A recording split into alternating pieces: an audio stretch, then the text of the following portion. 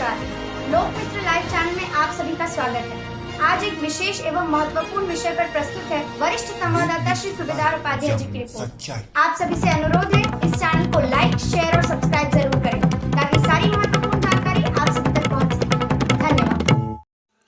लोकमित्र live से मैं जिला प्रतिनिधि सूबेदार उपाध्याय प्रतापगढ़ क्षेत्रीय ग्राम्य विकास संस्थान अफीम कोठी के सभागार में अतिरिक्त उप जिलाधिकारी जितेंद्र पाल की अध्यक्षता में पेंशनर दिवस का भव्य आयोजन किया गया। पेंशनर दिवस में उपस्थित सेवानिवृत्त कार्मिकों, पेंशनरों व अन्य के स्तर से भिन्न भिन्न समस्याओं के निराकरण हेतु कुल 13 प्रार्थना पत्र प्राप्त हुए, जिनके निस्तारण के संबंध में अतिरिक्त उप जिलाधिकारी द्वारा त्वरित प्रभावी कार्यवाही करने हेतु संबंधित अधिकारियों को आवश्यक निर्देश दिए गए। वरिष्ठ कोषाधिकारी के स्तर से सेवानिवृत्त देवकों व चिकित्सा व्यय प्रतिपूर्ति दावे के भुगतान एवं कैशलेस चिकित्सा व्यवस्था आदि के संबंध में विस्तार से बताया गया। सेवानिवृत्त कर्मचारी एवं पेंशनर्स एसोसिएशन उत्तर प्रदेश शाखा प्रतापगढ़ के अध्यक्ष मनोकांक्षा उपाध्याय के द्वारा सेवानिवृत्त कर्मचारियों के चिकित्सा प्रतिपूर्ति दावे के संबंध में यह समस्या बताई गई कि मुख्य चिकित्सा अधिकारी प्रतापगढ़ के कार्यालय के स्तर पर चिकित्सा प्रतिपूर्ति दावे का तकनीकी परीक्षण के दौरान उपचार पर हुए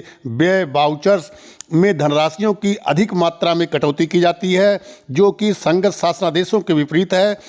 साथ ही यह भी अवगत कराया गया कि विभाग स्तर पर माह जनवरी 2020, जुलाई 2020 व जनवरी 2021 के फ्रीज महंगाई भत्तों को रिलीज किए जाने के उपरांत भी देय अवशेष सेवानिवृत्त देवकों एवं दिनांक 1 जनवरी 2016 से पेंशन पुनरीक्षण के बहुत से मामले से लंबित चल रहे हैं, जिसके भुगतान कराए जाने के संबंध में आवश्यक कार्रवाई सुनिश्चित की जानी है। पेंशनर दिवस के अवसर पर 80 वर्ष से अधिक आयु के वयोवृद्ध 9 पेंशनरों क्रमशः राम बहादुर, राम निवास पाल, गिरधारी लाल विश्वकर्मा, राम लखन सरोज, राजा राम पांडे, जगदीश प्रसाद पांडे, महेंद्र नाथ तिवारी, राम प्रकाश श्रीवास्तव व राम सजीवन पांडे को साल देकर सम्मानित किया गया। इस अवसर पर वरिष्ठ कोषाधिकारी दीपक बाबू, वित्त एवं लेखाधिकारी बेसिक शिक्षा रमेश सिंह, जिला विकास अधिकारी ओम प्रकाश मिश्र, प्राचार्य अफीम कोठी शिव प्रकाश तथा विभिन्न विभागों के कार्याध्यक्ष व उनके प्रतिनिधि एवं विभिन्न विभागों से सेवानिवृत्त हुए अधिकारी, कर्मचारीगण व वयोवृद्ध पेंशनर उपस्थित रहे। लोकमित्र लाइव से प्रेस रिपोर्टर सूबेदार उपाध्याय की रिपोर्ट। उनका इस संबंध में पुनरीक्षण हुआ कि नहीं हुआ, उनको ग्रेजुटी में डीए का लाभ मिलेगा और उनके उपाधि अवकाश की नकदी कराएंगे। दूसरी एक बात जो प्राय कोषागार में देखने को मिलती है, 18 जुलाई 2017 में शासन जारी हुआ था। इसमें यह कहा गया था कि 1 जनवरी 2016 के पहले जो भी कार्मिक सेवानिवृत्त हुए हैं, वो कभी भी हुए हैं, 1 जनवरी 2016 के पूर्व उनके रिटायरमेंट में जो है वो वेतनमान प्राप्त कर रहे थे और प्राप्त कर रहे थे। बढ़िया फोटो आया है जी का विशेष तौर से वेतन आयोग के शासनादेशों के अनुसार वैकल्पिक वेतन निर्धारित करते हुए और 1 जनवरी 2016 को निर्धारित वेतन से उनकी पेंशन का निर्धारण करना, जिसका कि वास्तविक भुगतान 1/16 से किए जाते। शासनादेश जारी हुए लगभग 5.5 साल बीत गए हैं, लेकिन अभी भी कुछ प्रकरण कार्यालयों में लंबित हैं। आदरणीय अध्यक्ष जी ने अभी मेरे सामने एक प्रकरण उठाया है, माध्यमिक शिक्षा विभाग का है। सेवानिवृत्त कर्मचारी की मृत्यु हो चुकी है, लेकिन उनकी पत्नी फैमिली पेंशन पा रही है। वो कर्मचारी की मृत्यु होने पर भी उसका पुनरीक्षण होना है, उसका लाभ फैमिली पेंशन में भी मिल रहा है।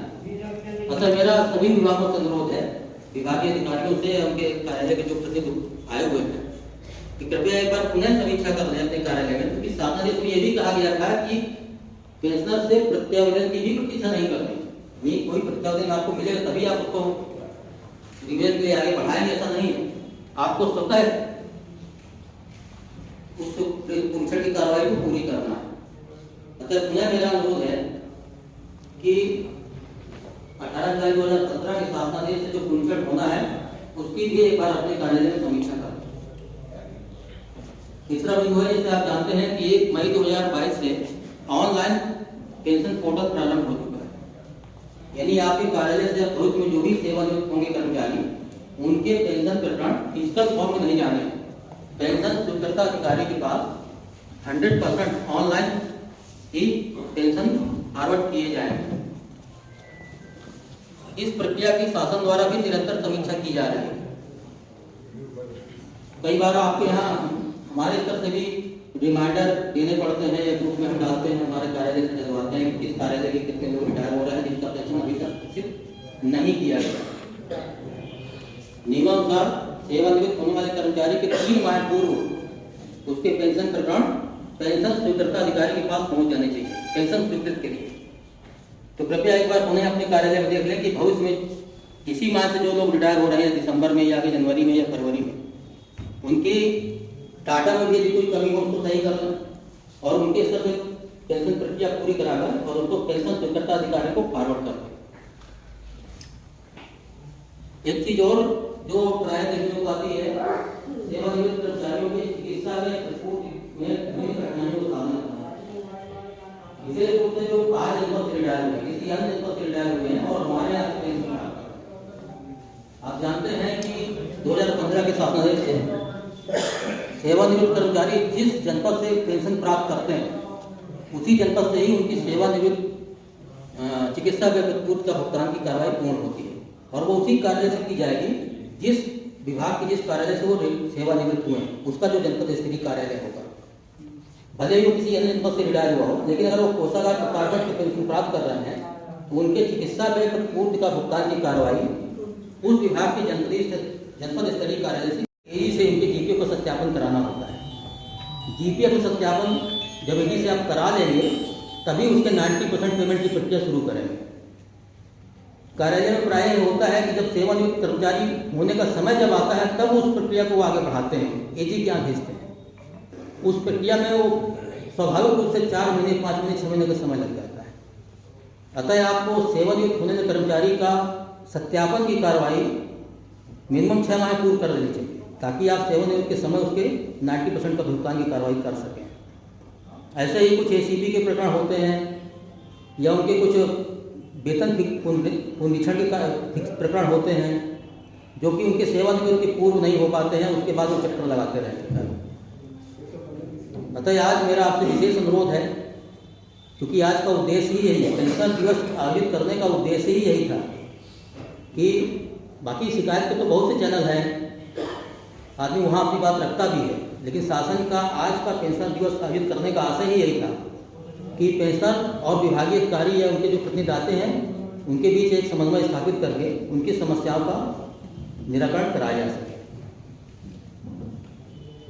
एक चीज़ मैं आपसे कहना चाहूँगा जो मैं हमेशा मानता हूँ कि प्रायः हम ये भूल जाते हैं कि हम भी एक दिन सेवानिवृत्त होंगे।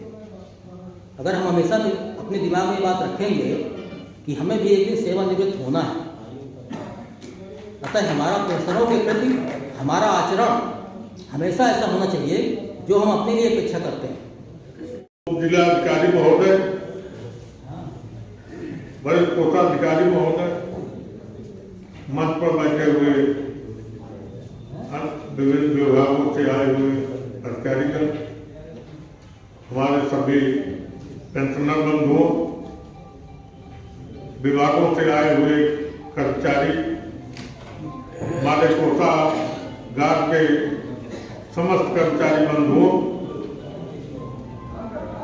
80 वर्ष की आयु पूर्ण कर लिए हमारे पेंशनर बड़े भाइयों, आज पेंशनर दिवस प्रत्येक वर्ष की भांति मनाया जा रहा है। ये पेंशनर दिवस का सिद्धांत है कि माननीय जिलाधिकारी महोदय उपस्थित होकर के अध्यक्षता करें और समस्याओं का समाधान अपने माध्यम से विभागीय अधिकारियों से कराओ। पर दुर्भाग्य है हम लोगों का कि माननीय जिलाधिकारी महोदय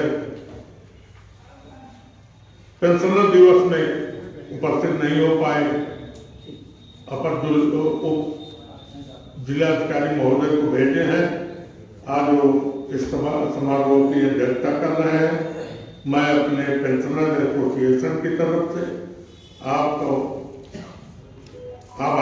आभार व्यक्त करते हैं और आपका स्वागत और अभिनंदन करते हैं। माननीय हम वरिष्ठ नागरिकों की जो सुविधाएं थी वो शासन ने छीन लिया है, परंतु हमारे इस जनपद में कुछ विभाग ऐसे हैं जहां अभी तक शासनादेश के अनुसार पेंशन संशोधित नहीं हो पाई। कुछ विभागों में कर्मचारी 2006 से रिटायर हुए हैं, उनके एरियरों का भुगतान नहीं हो पाया। मैं स्पष्ट करना चाहूंगा कि चिकित्सा पूर्व में विभागों द्वारा और माननीय मुख्य चिकित्सा अधिकारी के कार्यालय द्वारा वरिष्ठ नागरिकों का, बीमार कर्मचारियों के प्रतिपूर्ति का भुगतान नहीं किया जा रहा है। कुछ तो माननीय मुख्य चिकित्सा अधिकारी के यहाँ से शासन का आदेश है, यदि बिल में ज्यादा भुगतान किया गया हो तो पीजीआई के रेट से, वो पीजीआई रेट उनके यहाँ रखा हुआ, पीजीआई के रेट से उनका भुगतान करने की संस्तुति करना चाहिए। पर सब काट देते हैं, या तो 15% तुमको दीजिए। स्पष्ट बात, क्षमा करेंगे सर। इस तरह से हमारे पेंशनर परेशान है। ट्रेजरी बिल आते आते उस बिल का भुगतान आधा रह जाता है। सबसे पहले तो इस सभागार में इस पेंशनर दिवस के उपलक्ष्य में मैं अपने सभी प्रिय पेंशनर साथियों का तालियों के साथ स्वागत करना चाहता हूं।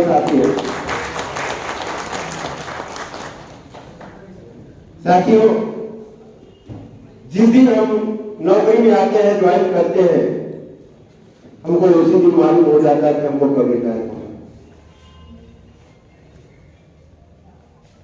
माँ के कोख से हम लोग पैदा होते हैं, लेकिन जिस दिन रिटायर होने के बाद जब पहली तारीख आती है, हम फिर पैदा। और मैं ये कहूंगा साथियों कि आप लोग अपने आप को कभी बुरा मत समझिए। सब इंतजार है आज उस बुजुर्ग को, पूरे घर वालों को, क्योंकि आज महीने की पहली तारीख है। इस पहली तारीख से आपका पूरा जीवन जुड़ा हुआ है, आपका पूरा जीवन यापन इस पहली तारीख से है। तो मेरा विभागीय अधिकारियों से इसलिए विशेष अनुरोध है कि कृपया पेंशनरों के प्रति संवेदनशील बने, उनकी समस्याओं या उनकी जो ग्रीवेंस हैं उसको कृपया एड्रेस करें। आज की पेंशन समारोह में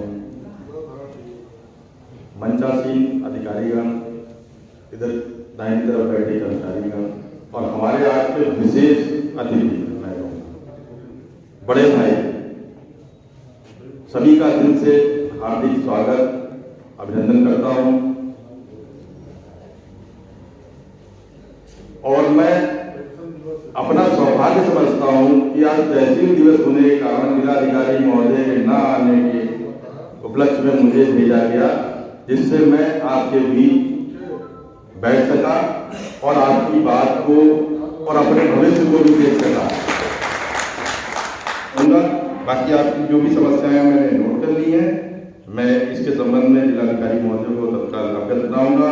आश्वासित करता हूं कि मेरे स्तर से जो भी हो सकेगा मैं तत्काल करता हूं, करता रहा हूं पहले भी, और मैं जहां भी रहा हूं, जहां पे टेक्निकल दिक्कत होती है आप लोग से पूछ भी लेता हूं। मुझे कोई संकोच नहीं लगता है, बिल्कुल स्पष्ट रूप से पूछता हूं, राय लेता हूं, डिस्कस निकलने के बाद तत्काल भेज देता हूं। मैं फिर पुनः आश्वासित करता हूं कि आपकी या हमारी जो भी समस्याएं हैं पेंशनर से संबंधित, उन पर तत्काल रूप से प्रभावित। धन्यवाद।